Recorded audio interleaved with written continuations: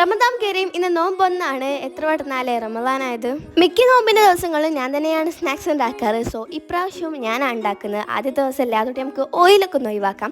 So ഇത് ഞാൻ ഉണ്ടാക്കാൻ പോകുന്നത് ലസാനിയാണ് ഗൈസ്. പിന്നെ ഞാൻ ഇപ്പം തന്നെ ഒരു കാര്യം പറയാം, ഈ ഒരു ലസാനി ഞാൻ എൻ്റേതായിട്ടുള്ള രീതിയിലാണ് ഉണ്ടാക്കുന്നത്. ബിക്കോസ് ഈ ലസാനിൻ്റെ ഷീറ്റ് അങ്ങനെ എല്ലായിടത്തും ഒന്നും കിട്ടാനില്ല. അതും കരുതി ടേസ്റ്റ് ഇല്ലാന്നൊന്നും നിങ്ങൾ കരുതിയത് ഗൈസ്, അടിപൊളിയാണ്.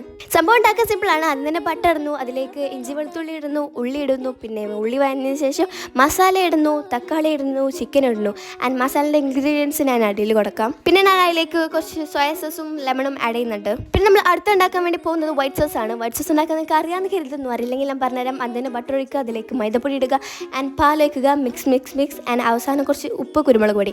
ഇത്രയുള്ളൂ, സിമ്പിളാണ്. ഇത് നമ്മുടെ സെറ്റിംഗ് പ്രോസസ്സാണ്. അതിന് തന്നെ നമ്മൾ ബൗൾ എടുക്കുക, അതിൻ്റെ അടിയിലേക്ക് വൈറ്റ് സോസ് ആൻഡ് അലിച്ച് വെച്ച നമ്മളുടെ samosa sheet and chicken filling, cheese. ഈ ഒരു പ്രോസസ്സ് റിപ്പീറ്റ് ചെയ്യുക. എന്നിട്ട് ഓവനിൽ വെച്ചങ്ങോട്ട് വേവിക്കുക. ഞാൻ ഫൈനൽ ഔട്ട്പുട്ട് എടുക്കാൻ വേണ്ടി മറന്നുപോയി ഗൈസ്.